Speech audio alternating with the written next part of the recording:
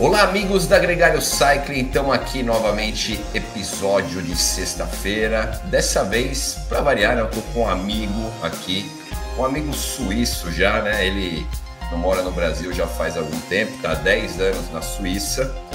E esse cara, olha só, ele se meteu aí no ramo de computação, um negócio chamado Computational Life Science.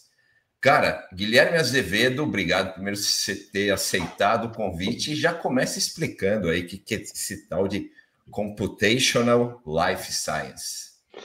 Ô, Ronaldão, primeiro, super obrigado por me ter aqui, para a gente trocar uma ideia, falar um pouco sobre isso, um negócio que virou talvez uma paixão minha aí nos últimos anos.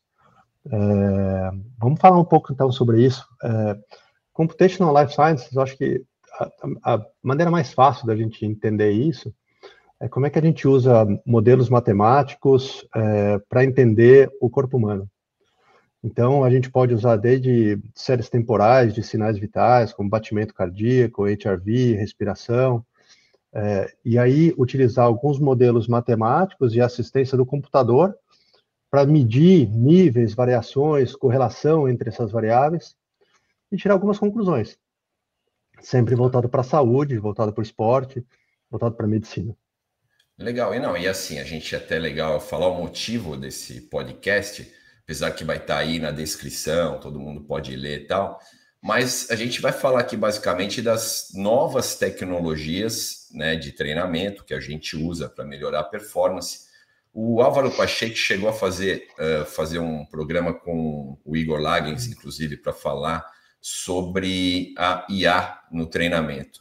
Nós vamos falar também bastante sobre IA hoje, mas vamos falar de um negócio também que está evoluindo. Vocês podem aí notar, ou já notaram, claro, os bracinhos dos nossos queridos super poderosos ciclistas do momento, Mathieu Van Der Poel, o Tadej Pogacar, que estão usando uma medição para ver a variabilidade da frequência cardíaca, tá? Então, o motivo desse programa basicamente começou dessa forma.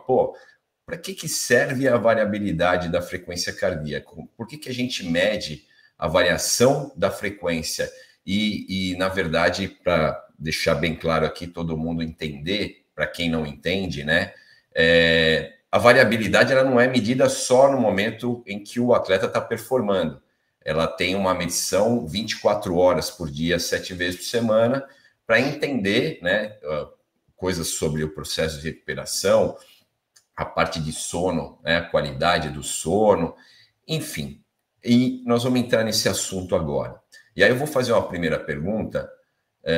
Primeiro, em relação aos equipamentos, que eu sei que o Guilherme já testou tudo. Eu já fui na casa dele lá e tinha vários aparelhinhos chineses na mesa e ele testou praticamente todos.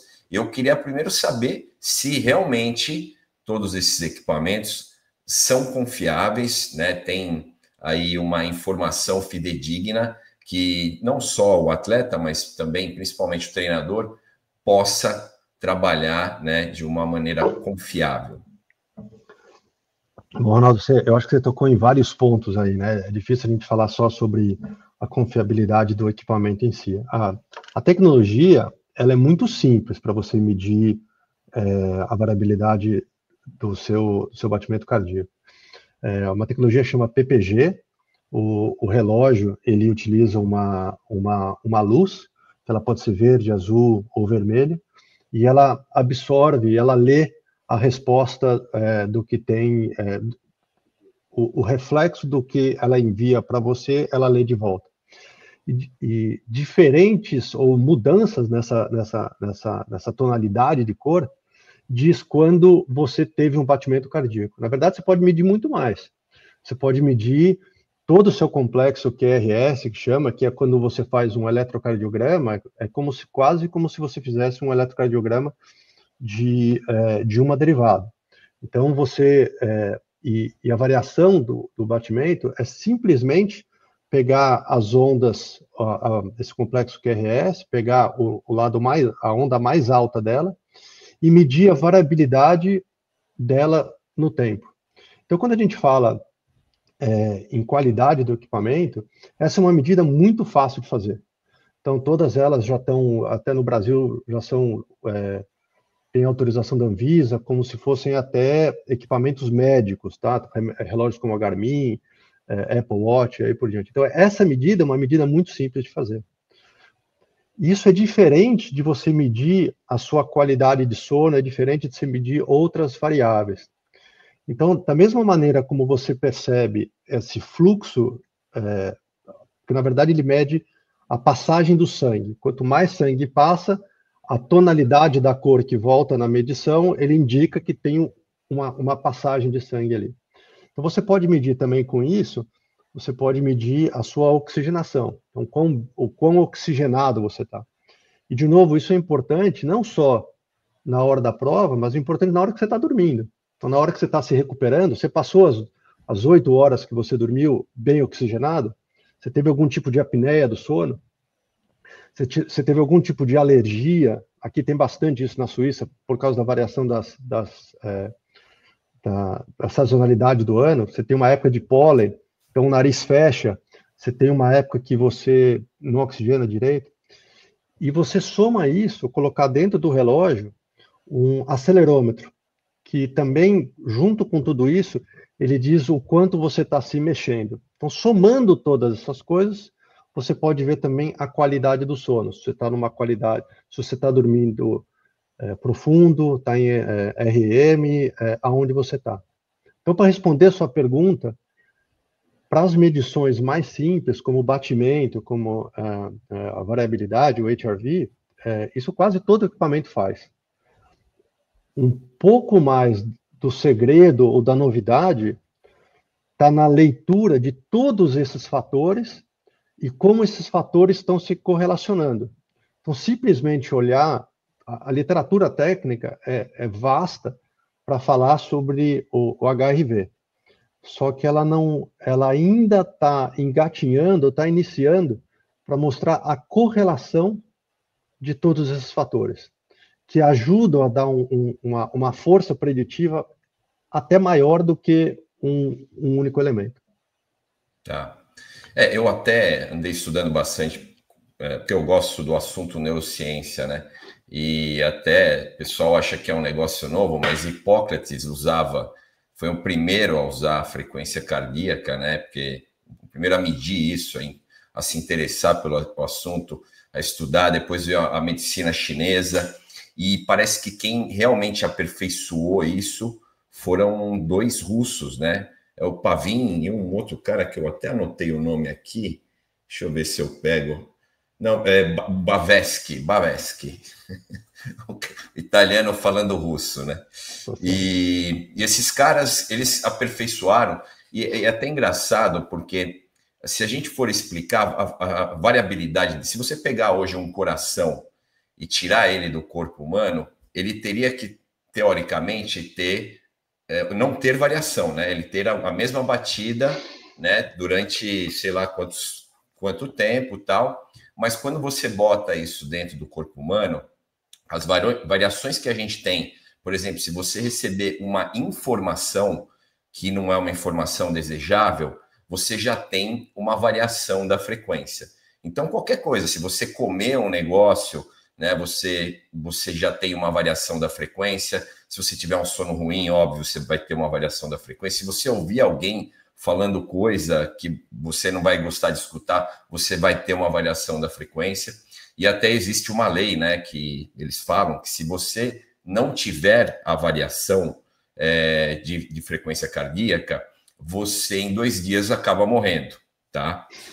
Eu sei que você acho que aí vamos entrar até num assunto que você está, para a gente entender até o quanto é importante isso para a performance, porque a gente, com a entrada agora do potenciômetro no mercado, isso já faz aí mais de 15 anos, né? Nós estamos falando, o potenciômetro foi inventado em 86, né? Mas anos 90 começou a se desenvolver, tal, ano 2000 estourou, mas chegou no Brasil aqui depois de 2010. Então, nós estamos falando aí de 15 anos. E deixaram um pouquinho a frequência de lado.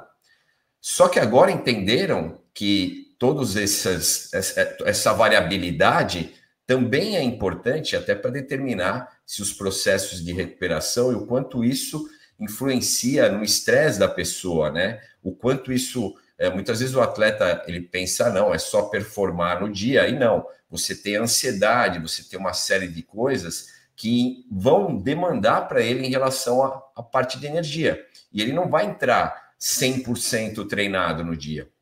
Ele tem, dependendo da ansiedade da pessoa, por exemplo, o sistema parasimpático ali funcionando a todo vapor, você vai ter o atleta que vai entrar mais carregado e o atleta que vai entrar menos. Então, eles começaram a perceber, através dessa variação da frequência cardíaca e do trabalho do sistema parasimpático, que os atletas tinham demandas diferentes também nesse sentido. E por isso que hoje se trabalha muito também a parte psicológica do atleta, né? E aí, eu queria te perguntar, que eu sei que você está trabalhando num aplicativo de saúde que usa a variabilidade da frequência cardíaca, mas você também me comentou aqui em off que talvez a variabilidade, ela única e exclusivamente, não seja o ideal, que é outros fatores, né? Ou aí a gente pode falar de medições, né? De outros fatores também sejam tão importantes quanto. Eu não sei se isso se refere só à saúde ou se isso também pode se referir também à performance. Eu queria que você explicasse um pouco. Poxa, eu queria que a gente tivesse uns 3 dias de podcast aqui, porque você tocou em tantos pontos diferentes. Tem um livro muito legal, já deve fazer alguns anos que foi publicado, chama Por que as Zebras Não Têm Úlcera? E ela fala exatamente sobre isso, sobre o tipo de estímulo que a gente tem no dia a dia e como a gente lida com esse tipo de estímulo, né? Então, a zebra está lá na savana, aparece um leão, ela tem que sair correndo, ela tem uma descarga de adrenalina, ela tem né, o sistema simpático começa a funcionar de uma outra maneira para, né, o fight or flight, né, você tem que reagir naquele momento. Mas a partir do momento que ela correu mais que o leão e está salva, ela não carrega mais esse estresse, né? Então ela já tá bem de novo. E é muito isso que você falou.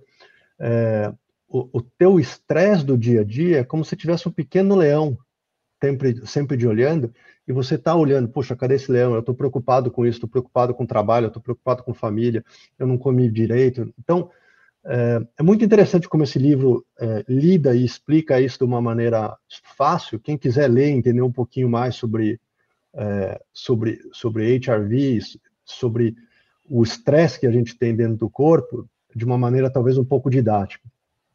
Mas eu estou tocando nesse assunto porque você mencionou uma coisa que é importante. A gente estava falando sobre, você mencionou o Power Meter, né, para a gente usar o potenciômetro.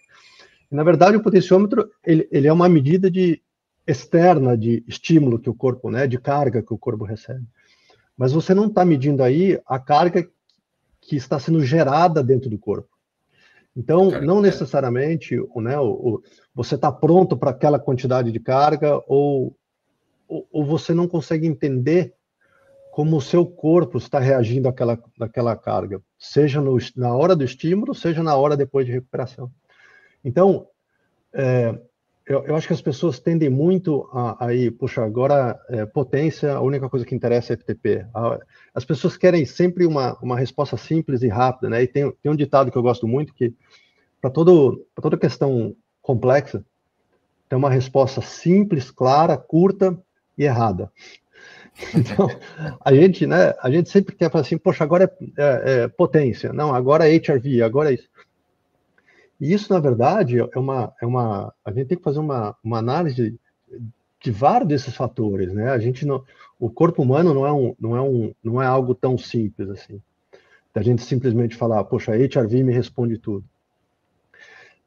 A gente está fazendo uma pesquisa agora, um estudo clínico com um hospital aí no Brasil, tentando olhar para pacientes pós-operatórios de câncer, como a gente acompanha a recuperação ou a piora do estado clínico com modelos multifatoriais. Então, a gente não usa só o HRV, a gente usa qualidade de sono, a gente usa oxigenação, a gente usa pressão.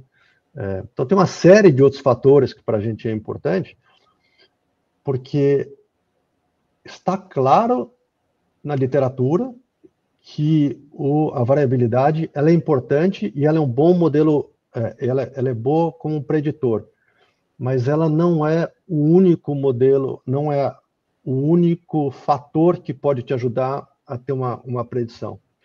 E você consegue aprimorar e deixar muito mais redondo o teu modelo quando você usa essas outras análises.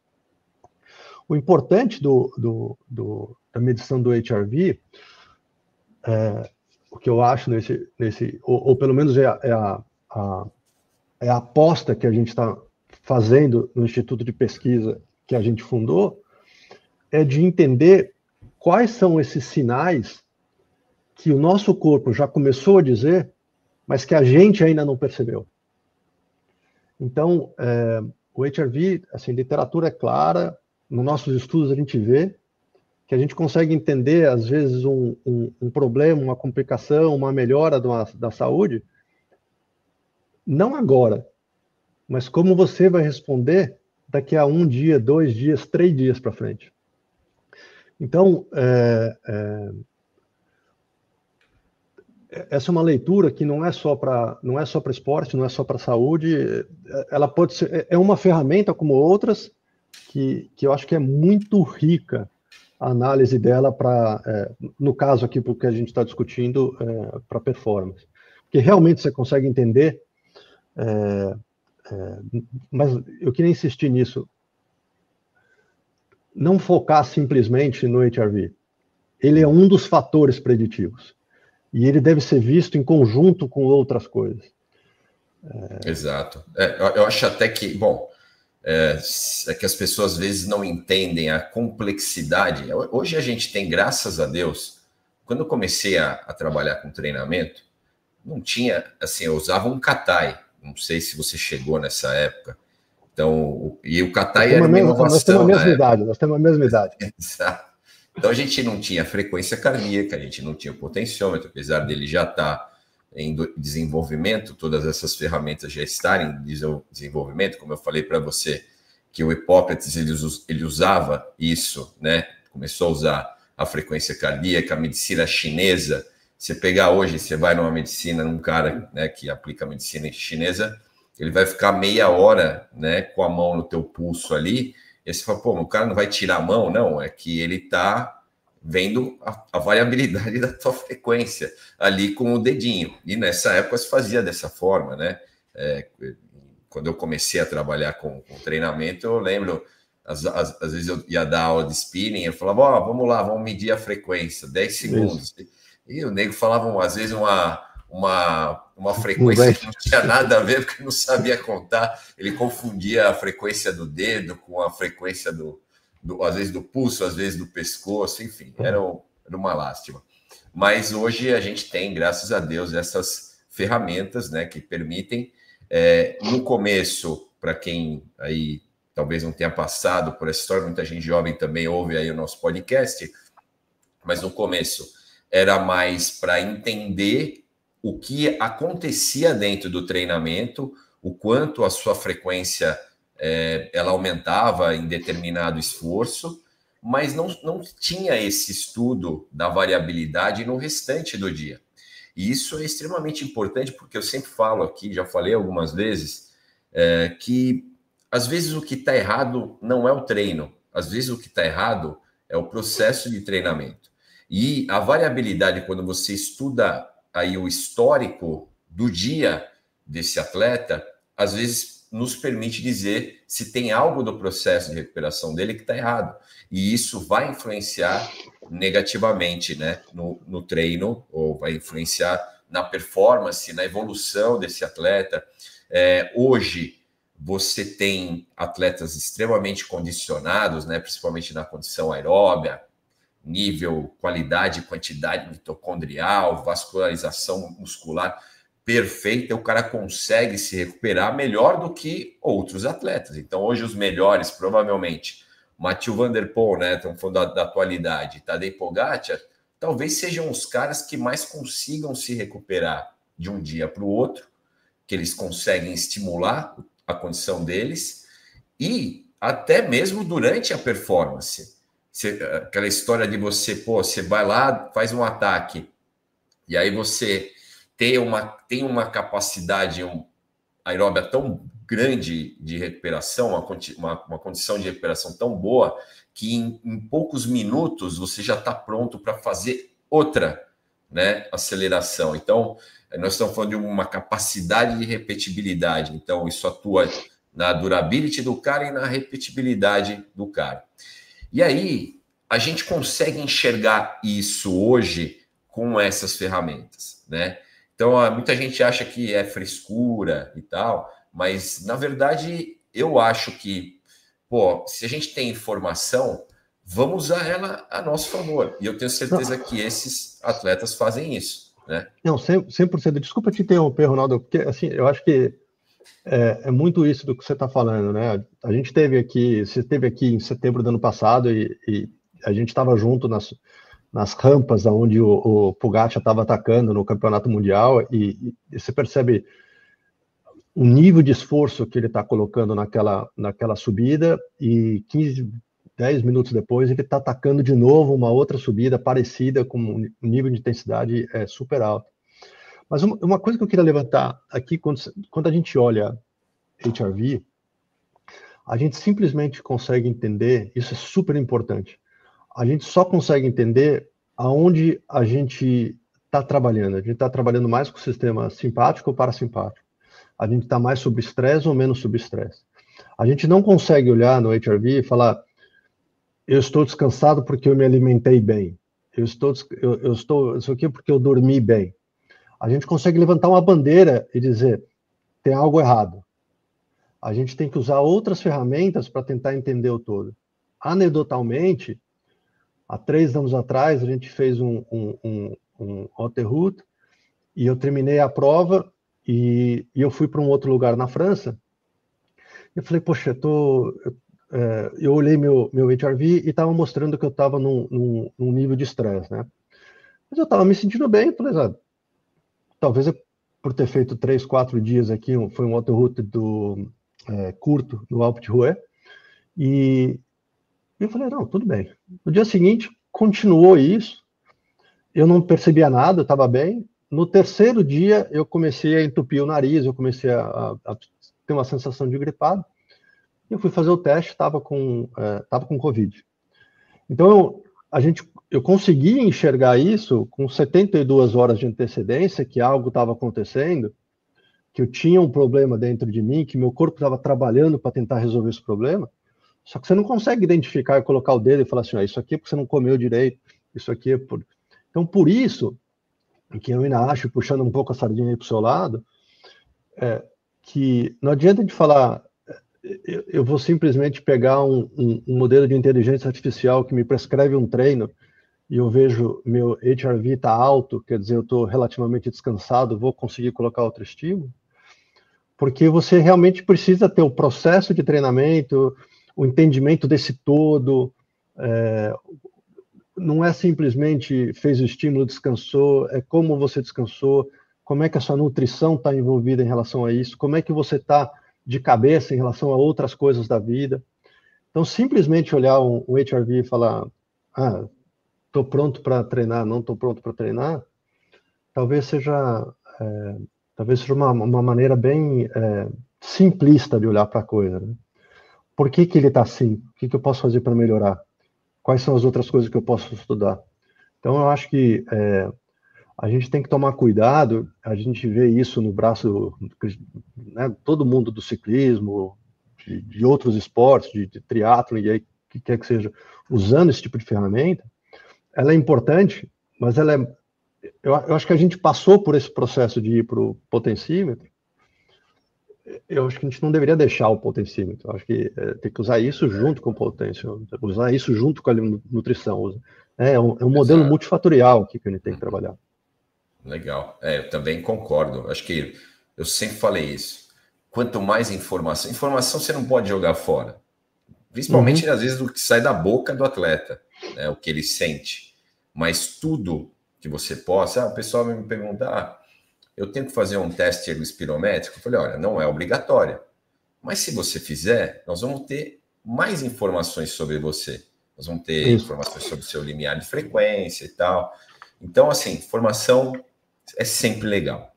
Agora eu queria linkar aqui, que eu sei que você não é tão rei do HRV, né? Da variabilidade da frequência cardíaca, mas você é o rei do IA. Eu queria juntar essas duas informações, né? Esses dois contextos aí. Será que a gente vai ter... Pô, eu fico imaginando a quantidade de informação hoje que entram, principalmente nas plataformas de treinamento. Se pegar hoje a Garmin, todo mundo despejando treino lá todo dia, quanto de informação esses caras têm, né, das pessoas de todas as idades, de todos os níveis de condicionamento. E aí juntando, que se pegar hoje a plataforma das mais usadas, é o Training Peaks, agora também está linkando, né, a variação, a variabilidade da frequência cardíaca. O quanto você acha que esses processos todos que a gente tem hoje vai mudar? Por exemplo, a função do treinador, você acha que vai mudar? O comportamento do atleta em relação ao treinamento vai mudar? E mais do que isso, a resposta dessas plataformas, elas podem trazer um impacto positivo? E eu só queria te complementar essa pergunta, porque a gente já teve, por exemplo, a Garmin e outras plataformas já tiveram soluções de treinamento e o cara colocava lá a idade, qual era o objetivo, e a plataforma cuspia, né, um programa de treino. E no meu modo de ver, isso não deu certo. Eu acho que assim, várias pessoas, exemplo, que tentaram, e até porque o programa precisa de um retorno, né? Precisa de um feedback do atleta. Mas você acha que isso agora, com a entrada da inteligência artificial, isso vai mudar a figura do treinador para você? Seja sincero, tá? Eu estou aqui, eu vou aceitar o que você falar, mas eu queria saber a sua opinião, né, do seu coração, o que vai acontecer com nós, treinadores, e também com os atletas, né, com a entrada também da inteligência artificial no mercado. Bom, de novo, né, assim, vários pontos aqui para tocar. Acho que o primeiro ponto para tocar eu fiz um mestrado em matemática aplicada talvez há 20 anos atrás. E muitos dos modelos que a gente usa hoje em dia, preditivos, assim, tem pouca mudança daquilo que a gente estudou lá. E se a gente olhar a origem de inteligência artificial, rede neural, coisa do tipo, nós estamos falando da década de 50, né, 1950, coisa do tipo. Então, a inteligência artificial, por si, ela não é um negócio novo. O que é novo é a capacidade computacional para você jogar vários desses dados em modalidades diferentes e criar modelos preditivos que você consegue entender, né, se eu fizer isso, qual é a probabilidade do resultado A, B ou C. Essa capacidade computacional é que é a grande mudança. Eu lembro quando eu fiz o meu MBA em 2005, 2006, quando eu me formei, tinham modelos matemáticos que no computador a gente acabava demorando um dia para ele rodar. E há um tempo atrás eu fiz um teste de colocar os mesmos modelos num desktop, num notebook, e demora coisa de segundo. Então, esse ganho de capacidade computacional, para mim, é a grande mudança. Agora a gente tem que entender que não é simplesmente a gente jogar dados aqui e esperar ter um resultado. A gente precisa ter pesquisa, a gente precisa ter gente do outro lado que vão olhar esses dados, vão estruturá-los, vão limpá-los, vão organizá-los, vão testar coisas diferentes para que a gente não veja só algum tipo de correlação, mas que a gente consiga enxergar casualidade, casualty, né? Que a gente consiga entender. Dado isto acontece. E não é simplesmente, puxa, por chance, essas duas coisas, sempre que uma acontece, tem a outra. Isso posto, Ronaldo, acho que inteligência artificial é uma coisa que eu não acredito que a gente vai ter ramos hoje do nosso dia a dia que não vão ser impactados para isso. A gente desenvolveu modelos onde a gente lê radiografias de tórax para identificar mais de 20 patologias diferentes, com um nível de assertividade igual ou melhor do que um grêmio de médicos. A gente está desenvolvendo um modelo agora para ler eletrocardiograma, principalmente para situação de emergência, onde você está no hospital, chega, faz um eletrocardiograma e não necessariamente o médico que está lá é capaz de... é um especialista para vários tipos de patologias diferentes. Então, ter modelos que consigam entender essa quantidade de fatores, essa quantidade de dados que hoje a gente tem disponíveis, e entender de que maneira eles estão impactando no desenvolvimento de métricas diferentes, porque imagino que é muito difícil a gente falar o que foi do meu treino que está melhorando o meu FRC, o que foi do meu treino que está melhorando minha repetibilidade e aí por diante. Então, esses modelos vão ajudar a enxergar isso com mais facilidade, né? E no curto prazo, vai sobreviver ou vai ter mais sucesso os treinadores que consigam utilizar isso como uma ferramenta. A gente simplesmente achar que isso aqui vai substituir, eu acho que a gente está... é um negócio muito... Eu acho que seria muito simplório a gente pensar isso, e principalmente nos próximos...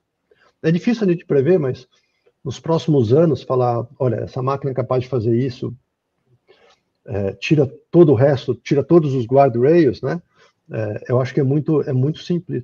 A gente olha, por exemplo, modelos que são diferentes de modelos preditivos de série temporais. Quando a gente olha modelos tipo GTP, coisas do tipo, são modelos de linguagem, eles mesmos têm delírio, né? Assim, o próprio modelo, às vezes, começa a ir numa direção que não é verídica, que ele não tem dados para comprovar aquilo, e ele acabou gerando uma certa informação. A gente precisa trabalhar também para colocar esses guardrails e saber se tem alguma coisa saindo do caminho, como é que a gente faz para o modelo não acabar potencializando esse erro. Foi o que você mesmo estava dizendo antes. Se você simplesmente diz para o aluno, mede o seu batimento, ele fala, quanto deu? 114, em 12 segundos? Deu 114. Está errado, a gente não pode tirar uma conclusão disso, a gente não pode ir para frente com isso. Então, assim, para mim é muito claro, essa é uma aposta minha de vida, de que a capacidade nossa, e eu não gosto muito de jargão, de a gente ficar falando inteligência artificial, isso, aquilo, mas usar dados de uma maneira sistemática, processá-los, jogar em cima de modelos e entender qual é o potencial preditivo de alguma coisa, isso eu acho que não tem jeito de falar que não está aqui no dia a dia para tudo que a gente faz. Mas eu acho assim, muito difícil, tirar só para terminar, talvez, a resposta, eu acho difícil tirar o treinador, porque tem outras funções do treinador que são importantes. Sim, acho que vai mudar a função do treinador, né? Ou a forma como ele atua, talvez. Né? A conversa com o atleta, como é... Exato. Eu uso, talvez uma boa analogia, se a gente pensar, a gente consegue melhorar a máquina, talvez. Então, talvez a gente consiga criar um belo carro de Fórmula 1. Então, sim, agora a gente tem uma McLaren, a gente tem um Red Bull, e a gente não tem mais uma Jordan. Então, a gente tem um carro de ponta. Claro. Mas como é que a gente faz agora para colocar um Senna para dirigir esse carro? Né? Como é que a gente faz para trabalhar a cabeça do cara? Para ele ter... A gente sabe que é legal a prova, mas a gente cria o atleta de verdade naquele dia que está chovendo, naquele dia que está frio, naquele dia que ele não quer treinar. Então, como é que Exatamente. Você trabalha essas outras coisas? Né? Como é que você trabalha? Aliás, a visão ainda hoje do treinador é daquele cara que motiva, daquele cara que fala, vai treinar e tal, que é uma função mais psicológica, né? Porque a motivação hoje, digamos que é um fator fundamental para o atleta performar. A motivação, a automotivação E, lógico, o treinador ele atua também nesse ponto, né? E um dos pilares da performance é a parte psicológica. Eu acho que talvez o professor, o treinador, ele vai acabar atuando mais nessa área, não só no treinamento, mas também na questão de neurociência. Né? Eu ia dar um exemplo, uma coisa que aconteceu com a gente, que eu acho que foi super interessante. Há uns anos atrás, você lembra, eu tive um acidente, quebrei a clavícula, tive que operar, quebrei costela, quebrei o osso do rosto, um monte de coisa. E eu lembro quando eu voltei aqui para a Suíça, eu estava alguns dias dentro de casa, não conseguia me mexer direito, precisava esperar minha esposa chegar para eu sair do sofá. E eu lembro de ter te ligado e ter falado, poxa, Ronaldo, poxa, eu tô assim, não sei, tô meio... não gosto de voltar ao treino, não sei como é que eu vou fazer e tal. E você falou para mim, não, a gente pode tomar decisão aqui agora, Gui. Você quer um amigo, você pode parar de pagar o boleto, a gente não precisa mais pagar o boleto, eu posso falar para você, poxa, que pena, né, você caiu da bicicleta, tal, aquela coisa toda. Ou a gente senta a bunda de novo lá no selim e é o seguinte, vamos voltar devagar, você vai treinar no rolo, você vai fazer assim. Então, tem uma conversa, e talvez essa conversa tenha funcionado para mim, mas não funcionasse a mesma conversa para um outro atleta. Sim. E isso é o técnico, né? É o coach que tem que falar assim, poxa, para o Guilherme, ele reage a esse tipo de estímulo psicológico. Talvez uma outra pessoa seja um outro tipo de estímulo. E eu acho que nisso o impacto que isso teve na variabilidade da frequência cardíaca é importante. Exatamente, também. Então, eu acho que esperar que a máquina tenha essa capacidade, hoje, eu acho que a gente ainda está longe disso. Imagino. Ó, é só para a gente terminar, porque eu queria ficar aqui falando mais umas 2 horas desse assunto, que eu também gosto. Mas eu sei que você está trabalhando, já, como eu já mencionei, num app de saúde e tal. As pessoas, para performarem, ou mesmo para praticar atividade física, elas precisam ter saúde. Visualizando assim o futuro, a gente vai poder confiar num aplicativo para falar assim, ó, eu tô bem, eu tô saudável para performar no mais alto nível, ou a gente tem que continuar, ou vai continuar a vida inteira indo para o médico e quem vai falar a palavra final vai ser dele? De novo, Ronaldo, eu vou usar a gente fez um estudo agora recente, onde a gente analisa, né, esses raios-x de tórax. A gente deixa o médico analisar, a gente analisa separado, só com a máquina, e a gente faz um modelo onde o médico e a máquina analisam juntos. E os melhores resultados são quando o médico e a máquina juntos tomam uma decisão. Então, eu acho que a gente ainda está longe, principalmente porque se você tem um problema, um pequeno erro de cálculo, onde você, no modelo matemático, os modelos matemáticos, eles tendem a explorar algum tipo de máxima ou mínima. Então, você pode, o modelo matemático, acabar jogando para um certo extremo, que um médico talvez pudesse falar, poxa, vamos parar isso aqui, vamos fazer um outro estudo. Mas eu também não acho que o médico sozinho vai ser capaz de fazer isso. Tem muita coisa de entendimento e de análise dos dados que esse conjunto vão superar o médico que atua sozinho quanto a máquina que atua sozinho. Então, não sei se ficou Sim, claro, claro. mas... Não, no meu modo de ver, a máquina é um auxiliar do médico. Né? O médico, ele continua... Hoje, pelo menos, com certeza. Com a sua devida importância, então continue estudando. Eu acho que o recado que a gente pode deixar aqui tanto para os treinadores, né, caso como eu, quanto para médico, ou para qualquer pessoa de qualquer área, a inteligência artificial, ela já é uma realidade no mercado.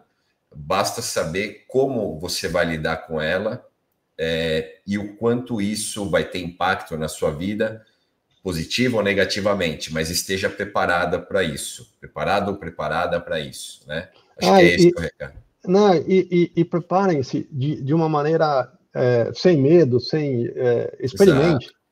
Aprenda, leia, teste, Eu coloquei leitor de glicemia há um tempo atrás. Então, poxa, eu vou comer uma maçã, uma banana, como é que ela impacta o meu organismo? Como é que ela impactava minha esposa? Como é que ela impactava meus pais? Como é que ela impactava outros?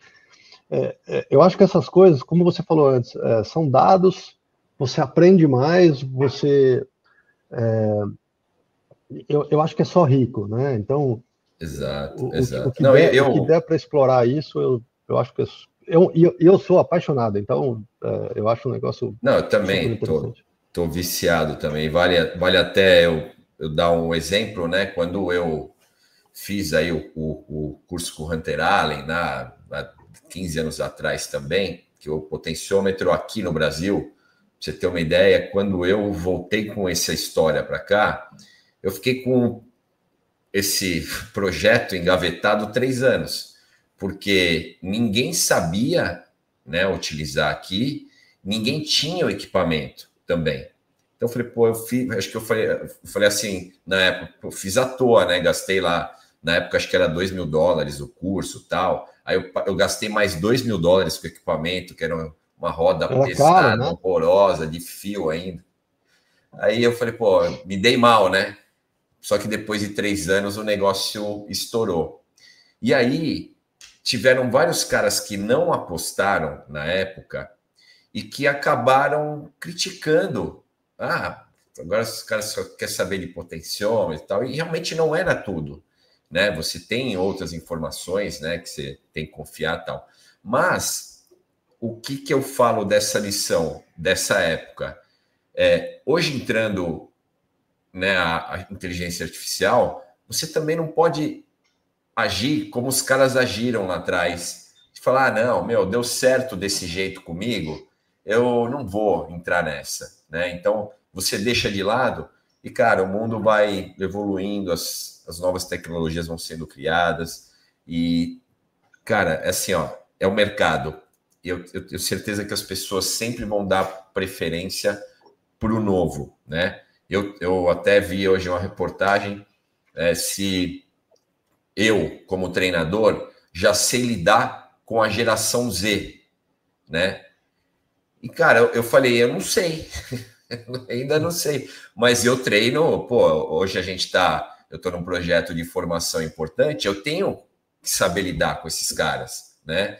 Com esses atletas, e eu fui atrás, né? Eu corri atrás, então tem coisas que, pô, você não imagina o quão diferente é da nossa época, né? Se você perguntar para esses meninos ou meninas, ah, pô, você lembra do mundo sem Instagram, sem mídia social, tal? Eles não sabem, né? A gente sabe da nossa geração, mas eles não. Então, e você não dá ouvidos a isso, né? Você não entender que mais até do que na nossa época, o mundo ele está em uma mudança muito grande e daqui para frente só vai, entre aspas, piorar, né? Entre aspas mesmo, porque o meu modo de ver só está melhorando. Você, em algum momento, você vai sofrer, né? Vai pagar um boleto no mercado, né? Então, acho que é mais ou menos isso. A gente tem que saber lidar. Eu acho interessante, porque assim, a gente tem dificuldade de entender as mudanças de longo prazo. A gente está fazendo agora um podcast aqui conversando. Eu estou na minha casa, você conhece, a meia hora de Zurique. Você está no Brasil, em Indaiatuba, fuso horário diferente, a distância diferente, a qualidade do som, imagem, tudo funcionando perfeito.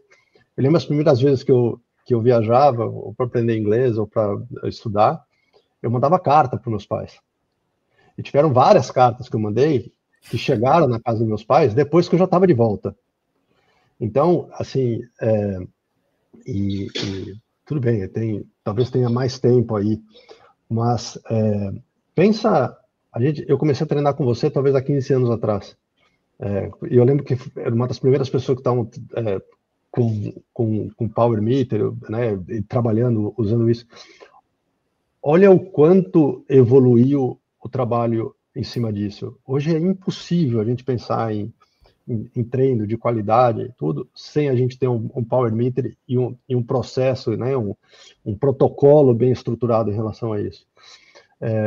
Eu acho que a minha mensagem aqui, talvez final, seja de engajar nessas novidades, entender e separar o que é hype, né? O que é novidade simplesmente por falar o que é novidade, e aonde tem a comprovação científica de que, poxa, isso aqui usado dessa maneira tem esse resultado, foi testado assim, escrito num relatório, num paper, revisado por outros pesquisadores.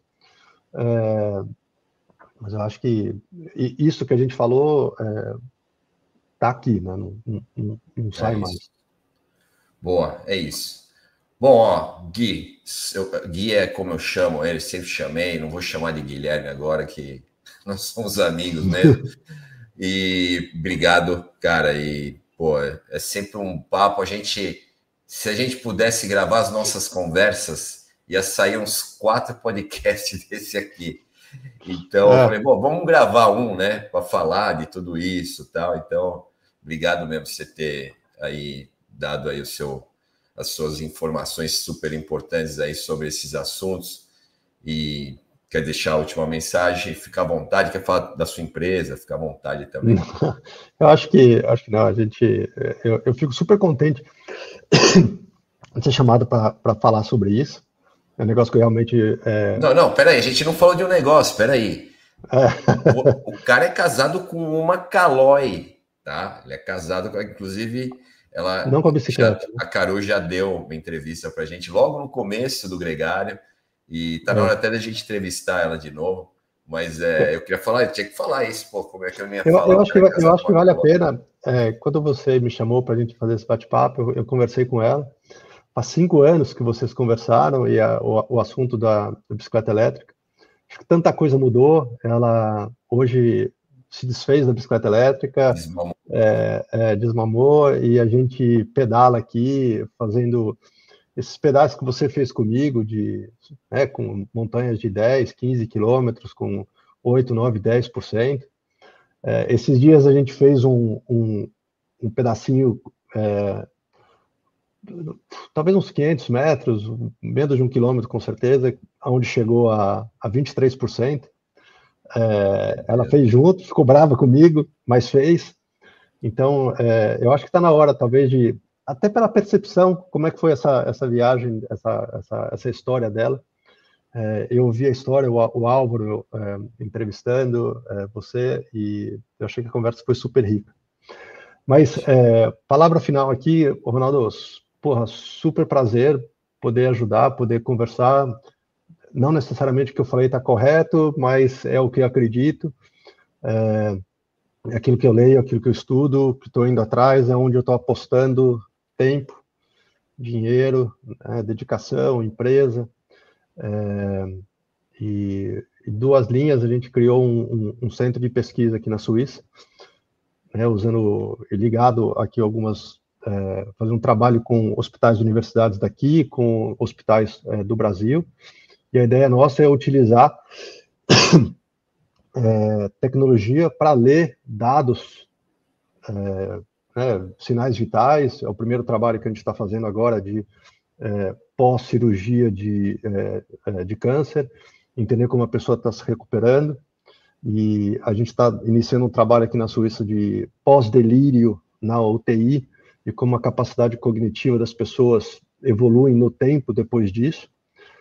Estamos fazendo um trabalho sobre eletrocardiograma, sobre raio-x, e a nossa ideia é usar a máquina de maneira interessante para dar apoio ao médico, e a gente está querendo colocar isso nos sistemas públicos. A gente tem o foco total aqui de trabalhar com Santa Casa, trabalhar com SUS, não só no Brasil, a gente tem conversa já com... tivemos aqui interesse do Ministério Público da Etiópia, Turquia. Então, é isso que a gente está fazendo. Então, mas eu tenho sempre o lado meu de coração, que tem o lado do esporte, então acho que por isso que essa conversa aqui coube super bem. Pô, obrigado. Bom, o Guilherme é um dos caras mais nerds que eu conheço, e quando treinado, é bem difícil de seguir ele na montanha, tá? E obrigado. E, bom, ouvintes Gregário também, obrigado a vocês terem acompanhado o episódio até aqui. A gente se vê na próxima. Tchau. Até mais. Obrigado.